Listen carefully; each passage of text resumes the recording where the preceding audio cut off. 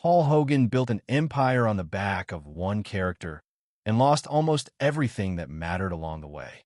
But behind the laughter, behind the red carpets, and the knife jokes that made the world smile, was a private story of sacrifice and regret, and of two women who loved him in ways he never quite deserved. His first wife shared 30 years of nothing and everything with him. Her second walked away after giving up the only thing she had left to give. Paul Hogan, 86, has finally admitted she was the love of his life. But which? And what was it costing him to finally say it out loud? Long before the Outback and the Crocodiles and the $300 million box office, Paul was a young man from Parramatta in Western Sydney with calloused hands and no particular plan. He was born on October 8, 1939. For years, he told people he was from Lightning Ridge, New South Wales. It sounded more interesting. Went to Parramatta Marist High School, left without any academic distinction, and got a job as a rigger on the Sydney Harbour Bridge. To help foot the bills, he was also a lifeguard at the local swimming pool in Granville. And it was there that the future finally came to meet us in 1958. Her name was Nolene Edwards. She was 18. He was 19 years old. He liked her, she liked him. Paul himself has described the whole thing in the simplicity it deserves. I was a big flirt, and I liked her, and she liked me, and we got married. That was that. No big gesture, no elaborate courtship. Two teens from Granville who had found each other and knew it the way teenagers are always sure that it was enough. They were married on June 24, 1958. They had their first child before Paul was 20 years old. By 22, they had 3 sons. He has spoken of those early years without nostalgia or self-pity. Just the simple consciousness of a man who had grown up with his family, who had known no other life and therefore had not missed it. They barely survived on what the bridge and the pool provided. Nolene ran the household. Together, Paul kept coming back to work. They were creating something out of nothing in the purest sense of the term. Then, one evening in 1971, Paul Hogan did something that would change the shape of everything. He walked onto the set of a talent show called New Faces, not to perform, but like a heckler with a plan. Noticing the show's entertainment value was derived from judges humiliating contestants, he opted to walk out and humiliate the judges instead.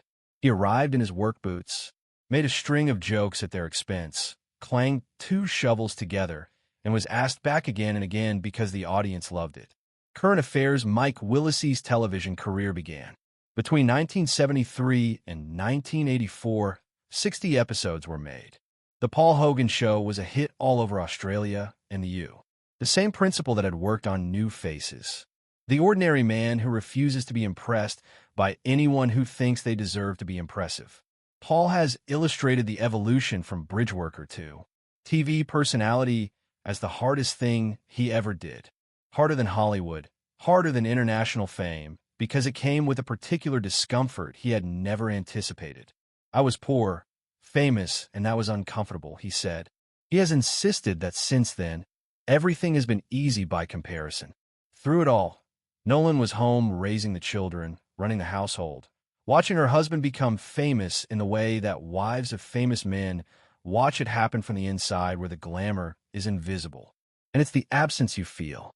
She was not one to seek the limelight. They divorced for the first time in 1981 after 23 years of marriage. Paul has never dressed it up in complicated explanations. The pressures of fame, the distance, how the life built on closeness hollows out when one person starts spending their time on the other side of the world being adored by strangers. Whatever the reasons, the marriage that had begun next to a pool in Granville shattered. Quietly, without the ugliness that was to come. And then, in a cruel twist that only made the final ending more painful, they got back together. They divorced in 1982, but remarried less than a year later. It was the act of 2 people who knew that 30 years of shared history cannot just be put away under all the difficulty. Paul Hogan and Nolene Edwards back together. As it turns out, perhaps the story had a different ending after all. In 1985, Paul headed to Australia to make a film he had co-written and staked everything upon. And on that set, out in the Australian desert, something happened that no one may have felt coming. Linda Kozlowski was born on July 7th, 1958, in Fairfield, Connecticut. A Juilliard-trained actress who'd paid her dues on Broadway and showed up at the Crocodile Dundee audition with exactly 2 screen credits and a phone call from Dustin Hoffman. She had worked with Hoffman on his Broadway revival of Death of a Salesman, and again on the film adaptation in 1985. And when the Dundee team were casting, Hoffman called up to put in a word. As one of Linda's friends told People at the time, Dustin's call was the good housekeeping seal of approval. But they liked Linda, and they got her the movie. The call opened the gate. The remainder was what she did in the room. She was ready for the job, but not quite ready for the conditions when she got to Australia. Her hut stood right at the edge of a swamp full of crocodiles. The crocodiles are protected by law and emboldened by law, grew fat and bold, and came ashore by night. In the water scenes, the crew had a man with a loaded magnum standing between Linda and the water. She never once complained. We figured the bugs and the snakes and the danger of crocodiles would freak her right out, Paul told People magazine. There'd been 3 or 4 deaths up there from crocodiles since Christmas, but she never complained, he added, with the bluntness that had always been his hallmark. Before Dundee, she was out of work, broke, but she pulled through. She was a star on the rise. Peter Fahman, the director of the film, watched what was developing between them with the eye of someone who had a job to do and could see that something beyond the job was happening. He said, as the movie went on, they understood each other better and better and better. His close friend Delvine Delaney was more blunt still. There was one time Linda came to me and was worried about it because she knew that Paul was married and had 5 kids, but it was unstoppable. The film premiered in 1986 and became one of the most successful comedies in cinema history. $300 million worldwide on a fraction of that budget, turning Paul Hogan from Australian national treasure into global phenomenon overnight and launching Linda Kozlowski from relative obscurity to a Golden Globe nomination. It also ended Nolene Edwards' second marriage, and this time the ending was not quiet. The second divorce was described by the Australian media as one of the ugliest celebrity splits the country had ever seen. It played out in newspapers and on talk shows. Fans took sides publicly. Nolene, who had never wanted any of this, found herself standing in the center of a media storm with nowhere to retreat. She handled it with a dignity that was under the circumstances remarkable. And she said one thing about it: I had the best years of his life, not with bitterness, with the calm, undeceived clarity of a woman who knew exactly what she had had and exactly what had been taken from her when he picked someone else. It turned out that Paul did not speak to Nolene for 17 years after the last divorce, 17 years of silence. The woman he married at 19, who bore him 5 children, who was there when he was a rigger on a bridge with nothing to offer but himself. Nolene eventually found her peace. She wed businessman Reed Stretton in 2000 in a ceremony at the Manly Pacific Park Royal Hotel in Sydney. And they had 17 years together, happy, really happy, quiet, really quiet, the kind of life she was always meant to live, away from the cameras and the headlines until Reed's death in 2017. Meanwhile, Paul married Linda Kozlowski on May 5th, 1990 in his hometown Sydney. He was 51, she was 32. This wedding the world had been waiting for with a strange appetite it reserves for love stories that began a scandal. It was the fairy tale coming true for all. It was the beginning of something more complicated to those who knew them. The early years had real warmth. Paul was clearly besotted. She's always been too good for me, and now it's worse, he told Woman's Day magazine. She is absolutely beautiful. She takes my breath away. She truly does. They made movies together. Crocodile Dundee 2 grossed $239 million internationally, even with critics saying the novelty was wearing thin. In 1990, he made Almost an Angel, a comedy about a thief who believes he has turned into an angel after a near-death experience, and was a total flop. Only $1.6 million domestically over its opening weekend. The world apparently didn't want Paul Hogan as an angel. It wanted him like Mick Dundee, with a knife and a hat and the outback behind him. The media chronicled every move along the way with the intensity that fame at that level brings. A report in the Sydney Morning Herald in 1988 detailed a transatlantic flight to London, during which a fellow passenger reported that Paul and Linda hardly left each other alone through the whole flight. There, romance was in those years exactly what the world had decided. It was electric, unapologetic, the real deal. But what the world saw on the outside was not the whole story from within. Linda had brought to this marriage a career Hollywood would never quite let her have on her own terms. She had turned down roles she found demeaning after the first Crocodile Dundee. "I said no to a lot of things after Crocodile Dundee," she said. "Most of it where I would play some funny man's girlfriend." She tried it anyway. Series of direct-to-video films throughout the 1990s with names nobody remembers, and found them to be corrosive. "These straight-to-video schlocky films I was giving me an ulcer," she said, basically because I was the only one on the set that cared about anything. At last she stopped. "I thought this is not fun anymore. Didn't study for this. It is not what I love," she said. They had a son, Chance, in 1998. And for a while, that choice appeared enough. "I'm 43 years old. I got a baby. I'm happy and content," she told the Scripps Howard News Service in 2001. But contentment born of sacrifice has a shelf life. Paul was very old-fashioned in a way that Linda's ambitions could not sustain. He wanted a stable, home-centered life, a wife who put the family first. She had given him that, and in giving it had lost something she could not get back. Later friends said she felt like a prisoner and had stopped being herself and was just Mrs. Hogan. She filed it in October 2013. Petition for divorce in Los Angeles Superior Court. Irreconcilable differences, the phrase that names 1,000 particular hurts but names none of them. Their son Chance was 15.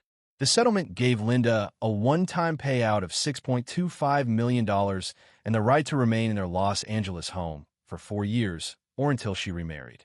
Paul kept the Crocodile Dundee character, the role that had brought them together, and it stayed with him while the woman walked out the door. "I lived in Paul's shadow for many, many years, and it's nice to feel my own light right now. That self-aware deflection has always been my armor," he told the Daily Telegraph. "I am so wishy-washy. A woman lasts for about 25 years, and then they get bored with me.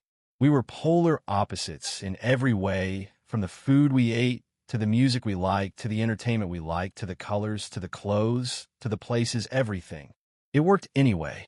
Both parties described the split as on the surface friendly. But behind a controlled calm, a different picture was emerging. Linda went to Morocco, met a tour guide named Mule Hayfeed Baba, and said she felt an instant connection with him like they'd been friends for 1,000 years. They wed in 2017. Paul's manager said Paul was genuinely delighted when Linda's marriage was announced, and anything to the contrary was simply a piece of fabricated invention. However, a source close to him told New Idea a different story. Paul is heartbroken that Linda has sold the house and severed her ties to America. Now that they are moving to Morocco, he's going to be so lonely. Paul doesn't have many friends in LA and finds it hard to get close to new people, so it's really impacting him. As for Linda, she was still said to worry about him, especially his smoking. With a friend telling Women's Day, she's always nagging him to get regular health checks and give up the cigarettes because she wants him around. For a long time yet. It's a strange sort of tenderness. The woman who had to leave to find herself, still watching from afar to make sure he doesn't disappear. Paul has had to confront challenges in recent years that fame can't alleviate. In 2003, the Australian Taxation Office began investigating claims he had diverted millions from his movies into offshore accounts. Operation Wixenby was the name of the probe, and it took 7 years. Paul came back in 2010. He was served with a departure prohibition order when he returned to Australia for his mother's funeral, meaning he could not leave the country until his alleged tax debt of 37.5 million Australian dollars was cleared. Eventually, the charges were dropped, and a confidential settlement reached in 2012. By the time he was in his 80s, the physical toll was hard to miss. Muscle atrophy and chronic pain ate into the ruggedness which made him a star. His few public appearances showed a man clearly diminished from the McDundee audiences recalled. He has spoken of it without complaint, for complaint was never in his register. But in the quieter moments, what he has said has held real weight. I had it all once. Fame, fortune, and a beautiful wife. But in the end, I still feel I lost something most important. Then, in December 2024, something happened that was so bittersweet it felt scripted. Paul and Linda made their first public appearance together since their divorce. Meeting up for Crocodile Dundee, the encore cut a restored 4K digital version of the original film with a new documentary. Paul, now 85 and frail, stood next to Linda again for the cameras and watched restored footage of the two of them in 1986. Young, electric, unstoppable, and kept most of what he felt about it behind a grin. "The restoration makes even me look good," he said. The audience chuckled. It is what he has always done when honesty would cost too dearly. The memories to which he goes back with the most uncomplex delight are those of the character and not the man. Clint Eastwood was at a dinner with Elizabeth Taylor, and from 2 tables away, leaned over, picked up his table knife, and said nothing, just held it up. Paul knew instantly. Eastwood looked at him and said, "Sir, you're right." Sitting between Prince Charles and Princess Diana at the premiere of Crocodile Dundee 2, feeling them nudge his elbow when something made them laugh, thinking, "Don't they know I'm a rigger from Parramatta?" Those are the moments Paul Hogan will give away for free. The others were more expensive. May 2026, police responded to a call at the Venice Beach house. Chance, 27, who lives with his father, was arrested on domestic battery. Meanwhile, his son was being chased down a few blocks away. Paul, 86, was outside his front door talking to officers. He had talked about Chance before, with that mixture of love and exasperation that is the peculiar mixture of fathers who are not always present enough and who know it. He said he was a bad person for posting provocative content on social media, then quickly softened. He knows that they're watching him and he plays to the gallery. It was the most honest thing he could have said, and maybe the saddest. At 86, Paul Hogan sits in the Venice Beach house where a family was supposed to be. Nolene, the woman who had his best years, who built a life on her own and found her own happiness in her own Instagram account of Italian coastlines, is at peace in Sydney. Linda is in Marrakesh, 3 nights in the Sahara with a man who makes her laugh, creating something that is all hers. And Paul is walking on the beach alone in the place where he and Linda used to walk in the city, where he made his name and stayed long after his reasons for staying had all moved on. He said that she was the love of his life. He probably meant Linda, but the audience listening is aware of what he may not have fully allowed himself to acknowledge, that Nolene Edwards was also the love of his life. A different kind, quieter and deeper. The sort that was there before he became famous, and the sort that's there after everything else is gone. If you like this story, make sure to like this video, subscribe to the channel, and turn on those notifications. Let us know in the comments. What do you remember most about Crocodile Dundee? And what do you think of the road Paul Hogan has taken since? We want to hear from you. Thanks for watching, and see you in the next one.